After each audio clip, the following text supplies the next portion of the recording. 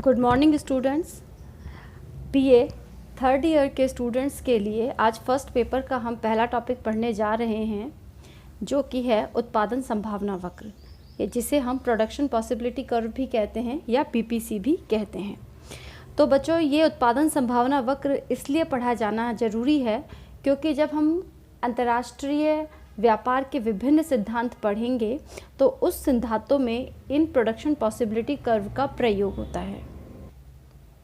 जब हम Adam Smith, मिल, रिकार्डो, हैबरलर, हेक्सचर-ओलियन के अंतर्राष्ट्रीय व्यापार के सिद्धांत पढ़ेंगे तब हमें प्रोडक्शन पॉसिबिलिटी कर्व को प्रयोग करना पड़ेगा। इसलिए हम सबसे पहले इस क्लास में उत्पादन संभावना वक्र के बारे में जानकारी प्रस्तुत कर रहे हैं।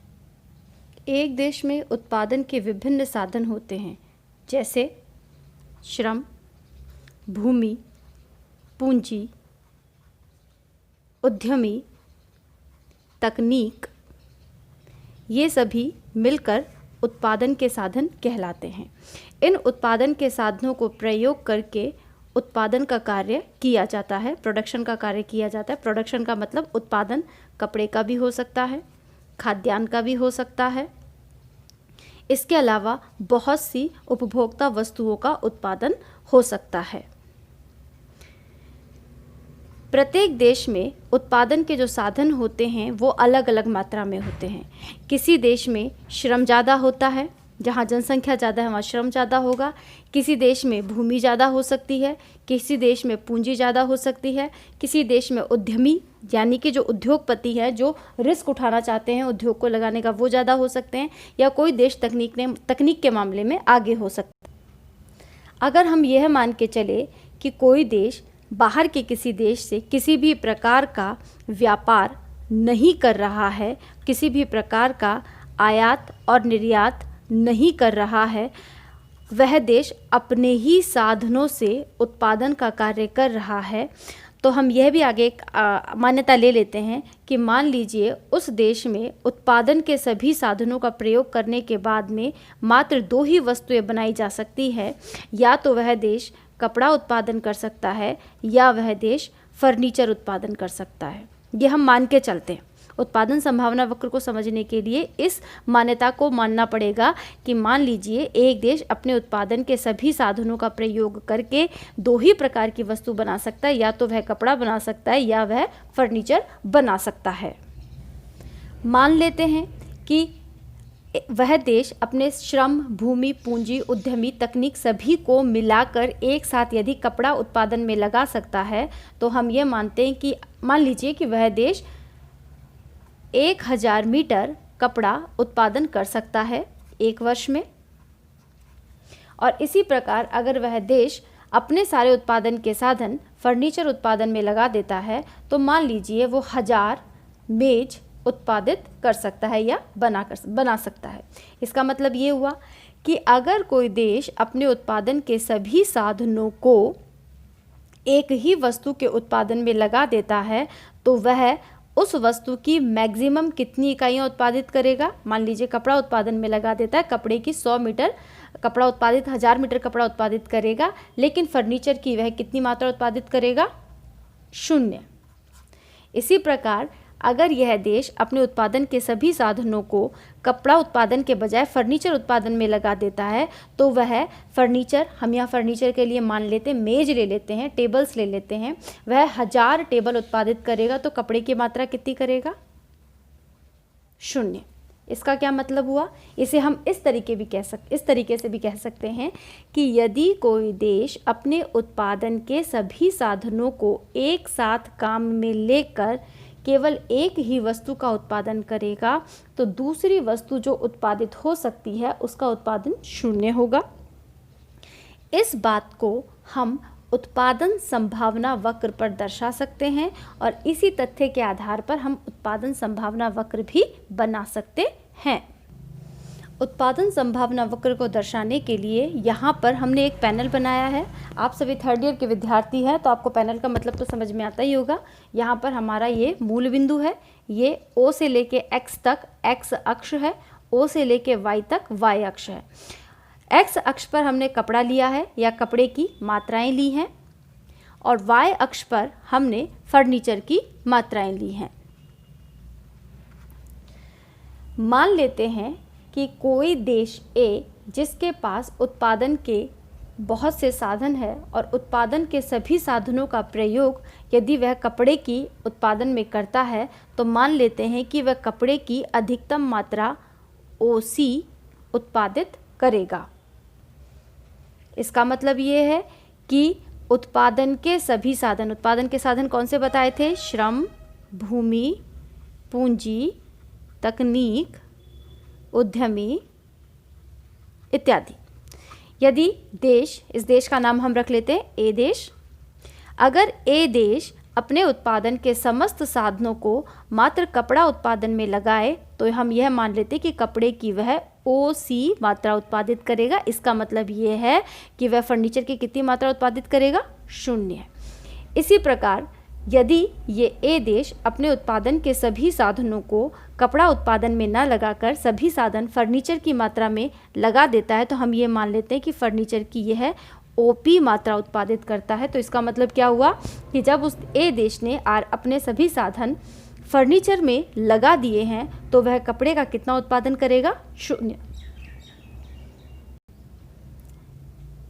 लेकिन ऐसा नहीं होता है कि कोई देश, या हम यहाँ पर हमारा देश जिसका नाम हमने ए रखा है, कि ए देश अपने सभी साधन को या तो कपड़ा उत्पादन में लगाए या वह साधनों को फर्नीचर उत्पादन में लगाए, क्योंकि उपभोक्ता को सभी प्रकार की वस्तुओं की आवश्यकता होती है। इसलिए यह देश कुछ साधन कपड़े उत्पादन में लगाएगा, कुछ साधन फर्नीचर उत्पादन में लगाएगा, या ऐसे कहें कि वह कुछ उत्पादन कपड़े का करेगा, कुछ उत्पादन फर्नीचर का करेगा। कपड़े और फर्नीचर के उत्पादन की संभावनाएं, कपड़ा और फर्नीचर के उत्पादन की संभावनाएं, या ऐसे कहें कि उत्पादन की कितनी कितनी मात्राएं उत्पादित की जाएगी, तो कपड़ा और फर्नीचर के उत्पादन की जो संभावनाएं हैं वो जिस वक्र पर दर्शाई जाती है उसे कहते हैं प्रोडक्शन पॉसिबिलिटी कर्व। अब हम यहाँ पर एक प्रोडक्शन पॉसिबिलिटी कर्व बनाते। यह जो आपको ग्राफ दिख रहा है P से लेके C तक, ये उत्पादन संभावना वक्र है देश A का। देश A का उत्पादन संभावना वक्र PC है, जो यह बताता है कि देश A अपने उत्पादन के विभिन्न साधन, जिसमें श्रम, भूमि, पूंजी, तकनीक, उद्यमी सभी हो सकते हैं, के प्रयोग से कपड़ा और फर्नीचर की कुछ कुछ मात्राएं उत्पादित कर सकता है। अगर देश निर्णय लेता है कि उसे सिर्फ कपड़ा ही उत्पादित करना है, तो अपने सब साधनों से वह कपड़े की OC मात्रा उत्पादित कर लेगा। अगर देश यह सोचता है कि उसे अपने सभी साधनों का प्रयोग मात्र फर्नीचर उत्पादन में करना है, तो यह देश अपने सभी साधनों से फर्नीचर की OP मात्रा उत्पादित कर लेगा। लेकिन वास्तव में यह देश कुछ फर्नीचर और कुछ कपड़ा उत्पादित करेगा। फर्नीचर कितना होगा, कपड़ा कितना होगा, यह उस देश की मांग पर निर्भर करेगा। लेकिन फर्नीचर और कपड़े के उत्पादन की संभावनाएं क्या क्या हो सकती है, कपड़े और फर्नीचर की कितनी कितनी मात्राएं उत्पादित की जा सकेंगी, उनकी क्या क्या संभावनाएं हैं, वो संभावनाएं PC वक्र दर्शाता है। जैसे कि हम यहाँ पर एक बिंदु ले लेते हैं, बिंदु A, एक यहाँ पर बिंदु ले लेते हैं बिंदु B, और यहाँ पर बिंदु M ले लेते हैं। इसका क्या मतलब हुआ कि A बिंदु पर संभावना यह है कि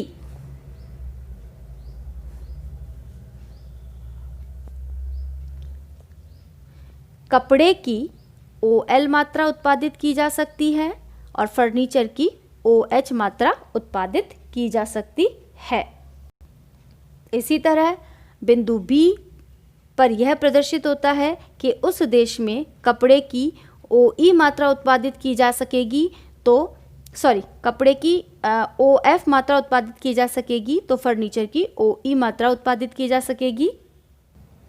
इसी तरह उस देश में यदि कपड़े की OH मात्रा उत्पादित की जा यहाँ पर OH के बजाय हम OZ ले लेते हैं। कपड़े की OZ मात्रा उत्पादित की जा सकेगी तो फर्नीचर की OJ मात्रा उत्पादित की जा सकेगी। अब मैं आपको इसका समरी करके बता रही हूँ, निष्कर्ष बता रही हूँ कि हर देश में उत्पादन के कुछ निश्चित साधन होते हैं जिससे उत्पादन या प्रोडक्शन किया जा सकता है। उत्पादन के साधनों से विभिन्न प्रकार की वस्तुएं उत्पादित की जा सकती हैं। विभिन्न प्रकार की वस्तुओं में से अलग अलग प्रकार की वस्तुएं कितनी मात्रा में उत्पादित की जाएंगी, कितनी मात्रा में उत्पादित की जाएंगी, इसका पता हमें उत्पादन संभावना वक्र से लगता है। जैसे कि भारत है, भारत में उत्पादन के बहुत से साधन हैं और बहुत सी वस्तुओं का उत्पादन होता है। भारत में उन साधनों से हर प्रकार की जो वस्तु है उनकी कितनी कितनी मात्रा उत्पादित की जाएगी, इसका पता हम उत्पादन संभावना वक्र से लगा सकते हैं। लेकिन उत्पादन संभावना वक्र में केवल 2 ही वस्तुओं के उत्पादन की मात्राओं की संभावनाएं व्यक्त की जा सकती हैं। इसलिए यहाँ पर हम इस पैनल में एक देश जिसका नाम हमने ए रखा है उसका उदाहरण लेते हैं और ए देश के पास जो उत्पादन के साधन हैं उन साधनों से हम यह मान लेते हैं कि वह कपड़ा भी उत्पादित कर सकता है, फर्नीचर भी उत्पादित कर सकता है। यदि वह कपड़ा ही उत्पादित करेगा तो OC कपड़ा उत्पादित करेगा लेकिन फर्नीचर की मात्रा 0 उत्पादित करेगा। इसी तरीके से अगर वह फर्नीचर ही उत्पादित करता है तो वह कपड़े की 0 मात्रा उत्पादित करेगा और फर्नीचर की OP मात्रा उत्पादित करेगा। वास्तव में यह देश इन साधनों से कुछ मात्रा कपड़ा और कुछ मात्रा फर्नीचर उत्पादित करेगा। कितनी मात्रा कपड़े की उत्पादित करेगा, कितनी मात्रा फर्नीचर की उत्पादित करेगा, इसकी बहुत सी संभावनाएं हो सकती है, बहुत सी पॉसिबिलिटीज़ हो सकती हैं, जो पॉसिबिलिटीज़ बिंदु P और बिंदु C के मध्य है। वास्तव में यह देश क्या H बिंदु पर उत्पादन करेगा या B बिंदु पर उत्पादन करेगा या M बिंदु पर उत्पादन करेगा, ये इस बात पर निर्भर करता है कि उस देश में कपड़ा कितना डिमांड में है और फर्नीचर कितना डिमांड में है। अगर इस देश में फर्नीचर की ज़्यादा डिमांड होती है तो वह ज़्यादा फर्नीचर उत्पादित करेगा। अगर इस देश में ज़्यादा कपड़े की डिमांड होती है तो वह कपड़ा ज़्यादा उत्पादित करेगा। अगर इस देश में फर्नीचर और कपड़े की डिमांड बराबर सी होती है तो वह बिंदु B पर उत्पादन करेगा। अतः एक उत्पादन संभावना वक्र एक देश के लिए 2 वस्तुओं के मध्य उत्पादन की विभिन्न संभावनाओं को व्यक्त करता है कि इस देश में 2 वस्तुओं की अमुक मात्राएं उत्पादित की जा सकती हैं। यदि यह देश एक ही वस्तु का उत्पादन करेगा तो दूसरी वस्तु का उत्पादन 0 हो जाएगा। उत्पादन संभावना वक्र पर वास्तव में देश कहाँ उत्पादन करेगा वो इस बात पर निर्भर करता है कि देश में वस्तु की डिमांड कितनी है।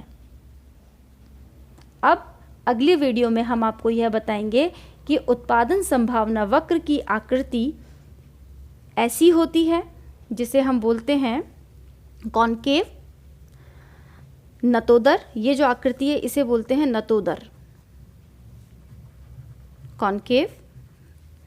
या उत्पादन संभावना वक्र की आकृति सीधी रेखा के रूप में भी हो सकती है या यह उन्नतोदर भी हो सकता है। इसके बारे में हम चर्चा करेंगे अगले वीडियो में।